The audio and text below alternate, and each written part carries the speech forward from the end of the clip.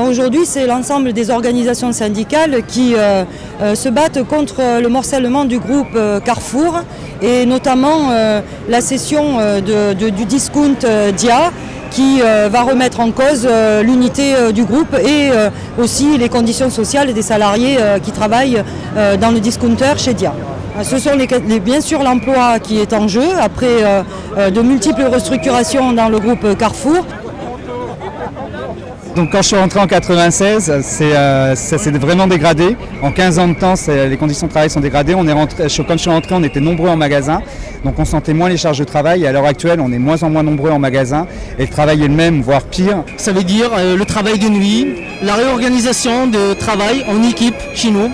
Il y a une équipe qui commence à 2h du matin, qui jusqu'à 6h, 7h du matin. Il y a une autre équipe qui commence de 7h à 13h. Il y a une autre équipe qui finit à 23h. On n'a plus de vie de famille. Les personnes qui travaillent la nuit, 6 jours sur 7, ils n'ont plus de vie de famille. Vous imaginez une mère de famille qui finit à 23h le soir, elle ne voit plus ses mômes le soir, elle ne peut pas s'en occuper. Il n'y a plus de vie de famille chez nous à Carrefour. C'est aussi la question des salaires qui reste aussi prioritaire dans ce groupe.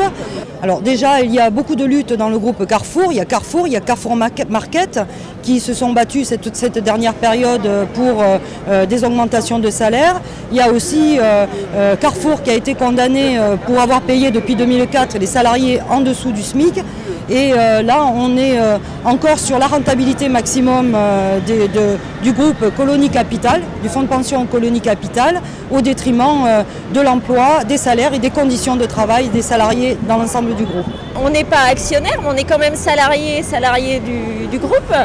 Donc le profit des actionnaires, les profits des actionnaires, c'est quand même le fruit de notre travail. C'est encore des dividendes supplémentaires pour les actionnaires et ce n'est pas d'augmentation de salaire pour l'ensemble des salariés. Donc la question du partage des richesses est posée chez Carrefour, comme dans toutes les enseignes et dans les entreprises en France aujourd'hui.